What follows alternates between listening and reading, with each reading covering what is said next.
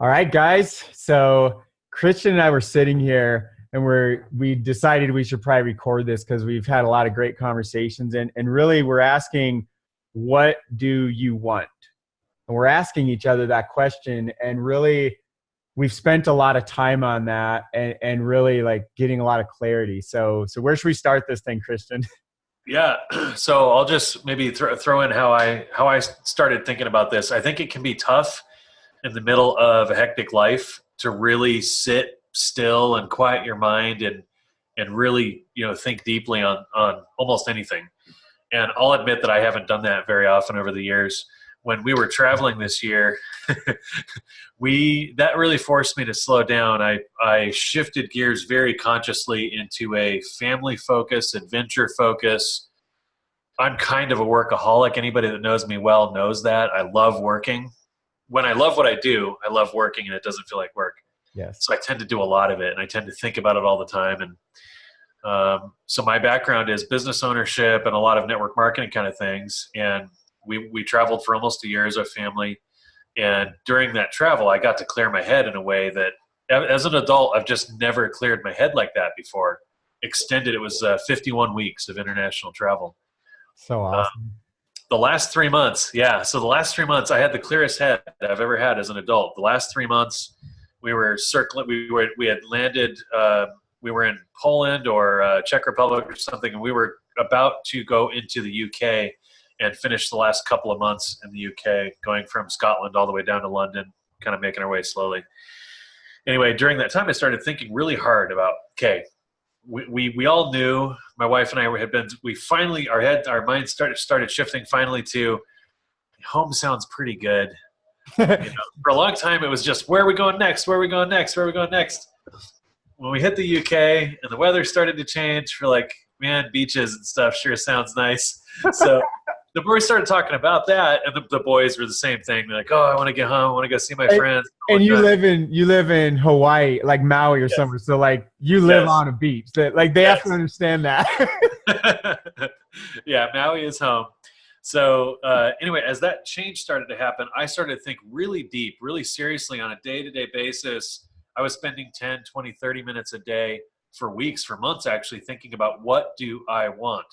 Yep. I'll skip the big part of the story and all the things I ruled out, because half of that for me was ruling all the things out that I didn't want to do.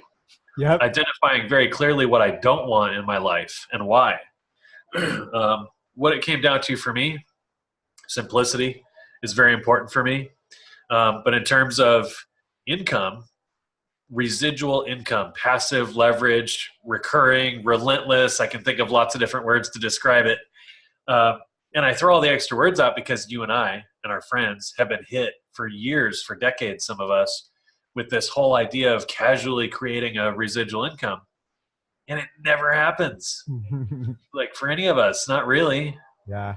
So yeah, I would say residual income was the primary thing for me. The secondary that I'm guessing a lot of people could resonate with is, I really do need to be able to make money, pretty good money now as well. The residual is more important, but I don't know. What about you? What do you? Yeah, dude, you total. So I didn't have, well, I actually kind of had some free time this year to really think about this as well, but it came from, so like about a year ago from right now, I had been hyper focused on workaholic. When I love what I'm doing, and really, I'll just say this. I absolutely love helping people, and I love helping them break through their mental barriers. And it always, this is really weird, I keep turning back to, I love helping people create income. And I don't want to even play in that world, to be honest. I want to help them because it's 90% mental, the whole damn game. But Yeah. what I've realized is that finances, dude, 4 years ago, I had hit the biggest month of my life and I had made 80K. And I was that Christmas, I was walking through Best Buy. I have chills everywhere because this moment is what I wanted everybody to experience. And I never had it. And I could feel the tears coming because it's just so powerful. I looked through the store and we weren't even we were picking up a couple games of random stuff. We spent like $100 or $200. I had 80 grand in the bank, or 100 or something. And I realized for the first time in my life, I could literally buy anything in the whole store. And that was so and but I didn't even care. I'm like, well, I don't care about that gigantic TV and this stuff. And that was power. And then that was so important, because then I realized I want people to experience that, because that's what I didn't have. And I just heard a guy yesterday talking about this on Facebook. He's on this journey hustling, and that's what he wants. He hasn't created any money yet. All he wants was like to not think about stinking money, because that's really freedom. And so it's so funny that like that big month, I've had months like that too. And when you start having that kind of income come in, it's funny. You have money everywhere. It's like you're tripping over stacks of $100 bills, waking up getting out of bed in the morning. But your brain actually, at least for me, and I think for you too, you stop thinking about money. Yeah. Like the money is the last thing on your mind. All of a sudden, you just don't think about money. And it's such a good story. You walk into Best Buy and you can buy anything. Like you could almost buy one of everything they have if you wanted to, if you felt like it. But you're the same person. Yep. And your family, you don't go bonkers, and it's kind of funny. It's kind of funny how that works.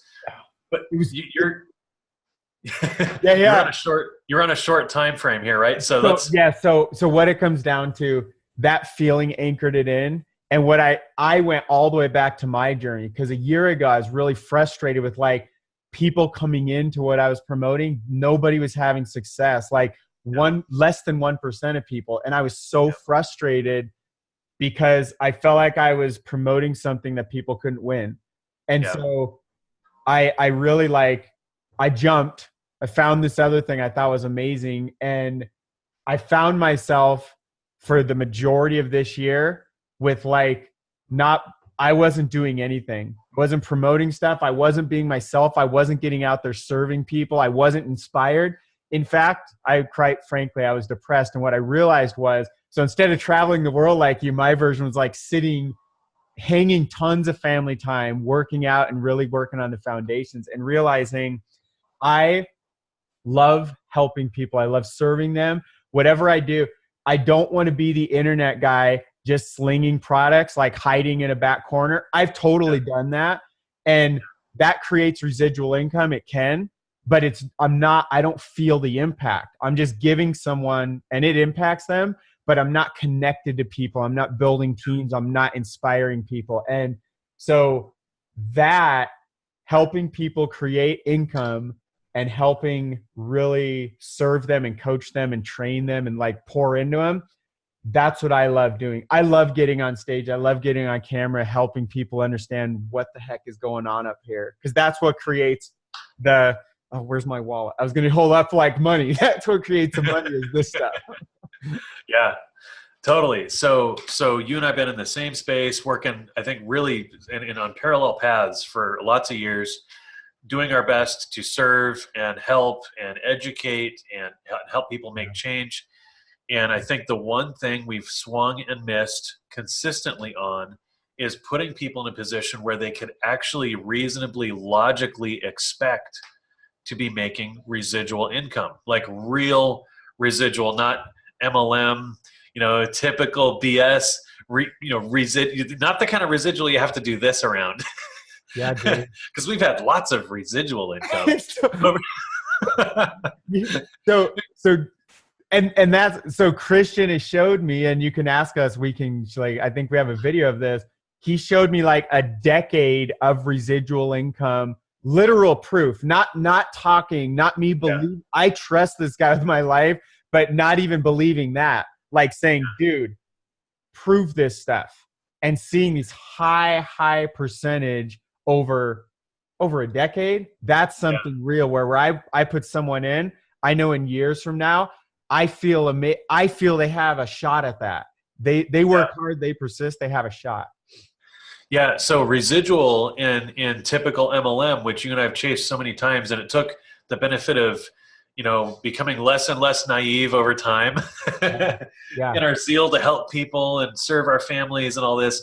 We've tried a lot of things. We've learned the hard way in a lot of cases that you can't build a residual income. It's not logical to expect to build a residual income if what we're working on can't compete in the open market for real market share on price. Dude, that's a big one.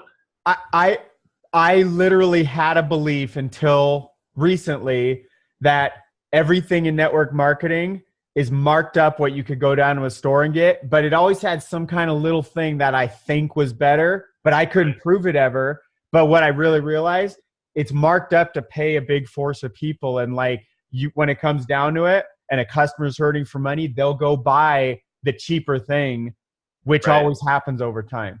Right. So we can't even expect a residual unless there is the real possibility. I would say the logical possibility, like it would need to be the norm, not the exception. Yeah. It would need to be the norm that the people that we attract into this referral network that we all build stick, even though they're not making money, because that's something a lot of people don't think about. But I never used to think about this, but you and I have built groups into the many thousands and thousands, tens of thousands of people over and over. So much work, so much blood, sweat, and tears. But just take 1,000 people. Let's say that you built, the viewer, our friend here built, we help you build a group of 1,000 people, this referral network of 1,000 people. You've summited Everest. You've made a bunch of money. This is exciting stuff. And let's freeze frame this for a second. So what happens next? I don't care where you are. This includes anything and everything Jason and I have ever touched. That group of 1,000 people, over 90% fail. Let's be generous and say only 900 people fail. Okay, it's life, and it's not MLM. It's just life. We could have another hour discussion about why and stuff. But part of the reason is most of us are regular people. We're the they say the 80-20 rule. I think it's really more like the 95-5 or the 98-2. Totally, dude. I believe it. It is. Let's just say 90-10 for this video. So most of us are 90s. Most of us are underdogs. Most of us have been on the losing end of the story most of our lives. You and I have failed so many times. Yeah. I've been homeless. I've been bankrupt. Like, I've been there. I know you've been through it too. We're regular people. As much as our friends may sometimes see us as special people, we're really 90s. Yeah. You and I were underdogs. We love underdogs. Totally, dude. That's why we love underdogs, because that's how we started, and we still are, and that's why we love them so much. You just don't forget. You don't forget where you come from. So most of us are 90s. So surprise, surprise, when we keep going to these business models that are built for the 10%ers or the 2%ers, it's no wonder that most of us have a kind of a bad experience. But in the context of residual income, let's break this down. 1,000 people, you built a team to 1,000 people. Congratulations, you made a bunch of money. I don't care where you did that. You made a bunch of money. So one goal, you made a bunch of money. The main reason I think most of us do any of this, though, is for residual income. So let's break this down. 900 people fail. So they're not making money. Let's just say it that way. Fail is maybe a kind of a strong way to put it. They're just not making money. Yeah. So 1,000 came to the party, 900 aren't making money. Then what happens? That's the big question. What happens the next month, 6 months, 12 months from now? Yep. If those 900 are experiencing compelling enough value to get them to stick around and continue to spend money because they're on some sort of auto ship, they're on a subscription. If they're not, you're not making residual income. So that's key. So a different way, if you aren't bringing in customers that are continuously purchasing something, will never have residual income. And if they don't keep the thing and they drop off, that doesn't create residual either. Right. That's what we've seen a lot. Totally. Yeah, totally. So to kind of hit this from a different angle, Jason and I have been talking a lot lately about just big business, because we've been around business. We've done business in lots of different ways over the years. We have friends that are successful business owners, multimillionaire friends. We've been able to observe and think through and analyze a lot of different business models over the years. And, we're coming to you less naive than we've ever been. Like, this is the least naive I've ever been in my life right now. Yeah. Same, dude. We've both been through the grinder, and we've helped a lot of people try to get through the grinder. And one of the things that is finally clear to us, let's think big business for a second. Kind of take a deep breath, zoom out, and go, okay, so residual income is the pinnacle of, if I could create anything in terms of income, hands down, residual income would be the number one thing. Nothing is even a close second. Sure, I want to make money, but I would rather have residual income more than anything. If you're like us, and that's kind of how you're thinking, then consider this. There are, in any developed nation around the world right now, in any old economy in a developed nation, you're going to find a river of money that flows through the heart of these economies. It's this ancient river of money that has always flowed. It always will flow. Wars don't affect it. Recessions don't affect it. None of that stuff, none of that stuff affects this ancient river of money that flows through every developed nation's economy. So that river of money is consumer goods. It's super basic stuff. It's the stuff that none of us think about, that we buy in the background constantly. When I was a plumber, I used to have this thought. I mean, I used to install a lot of toilets. I'd install a toilet and I'm, wrenching it down and drilling the holes and doing all this. And I'm thinking, man, if I just got a nickel every time somebody flushed this toilet, I could be done in like 3 or 4 years. I could be done for life in 3 or 4 years. For me, that was the original whole residual income idea. And as unsexy as that idea is, that is the idea. It's that a friend of mine in West Virginia talks about toilet paper money. It's, we all buy that. Totally. As long as we're alive, we'll be buying that. It's the stuff we don't think of. Even so, I know some friends in other third world countries, and they're like, you have no idea how blessed you are to have above ground plumbing. I don't ever think of that unless they say that, because I haven't been there. So that's like the things we don't think about. It's that ancient stuff in the background, like plumbing. Yep. Yeah. So I think you and I have had this tendency to be attracted to something that's hot, something that's compelling, something that's sexy, something that's like, oh, you watch the pitch and you're like, oh, let me at it. I think my friends and I can do this. And often for me, I'll admit, a lot of the primary initial, there's always due diligence. I mean, the last 10, 15 years anyway, there's always a certain amount of due diligence.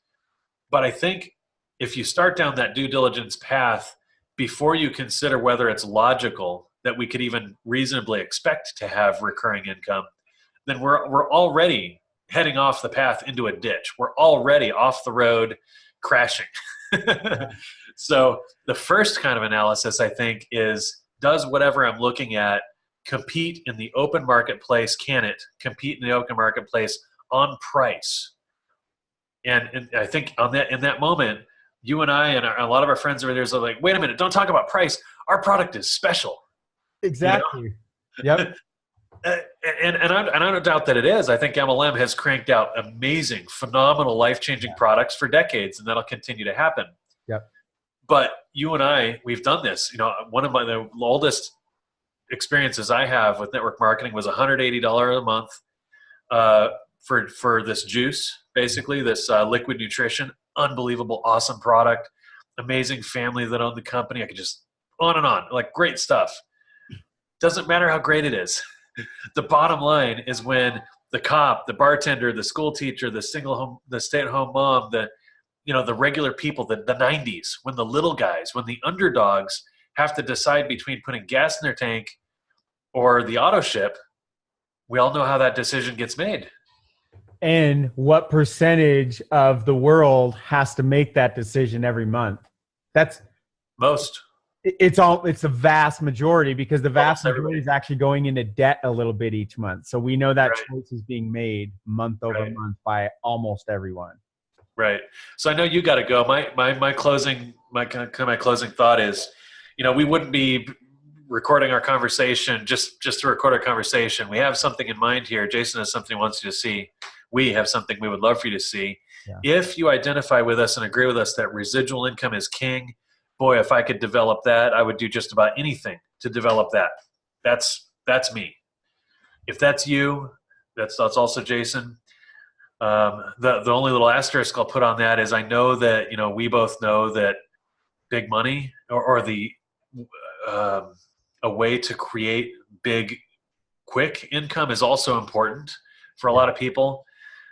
If you can find a place where you can do both and it's built on something like tapping into that river of money, for example, could you imagine if you could do that? We have a scenario that's logical where you'll look at this with a logical mind, and there's some emotional stuff in there too, but you'll look at this from a logical perspective and go, actually, yeah, that makes sense. I would expect that you would have relentless monthly income. That makes sense. Yep. So very exciting. And I'm glad you addressed the bigger money too, because I will say I've ignored this for almost 2 years now because I didn't believe I could make upfront money. I thought it was like a 5-year plan, and I didn't have time at the time for a 5-year plan. I was grossly mistaken, and I would implore anybody watching this, don't make my mistake to be to judge or assume, oh, it's going to be long-term because it's only residual, which would be amazing if that's all it was, but it's not. Right. Yeah. Totally get it. Yeah. So we've got a live show. Yes. So there's a link around this video, or reply to us, or however. Zach. Yeah. One little personal comment here. You and I are having so much fun. I'm so glad to be reconnected and on the same page and cranking every day. There are different things push different people's buttons. If the money stuff is secondary to you and you like the idea of being a part of a community that is built on something that makes sense for a change, it's a lot of good people. We're having a lot of fun. We've got a really interesting process we'd like for you to see. There's a lot we could talk about, but I think we need to stop, huh? We need to hit.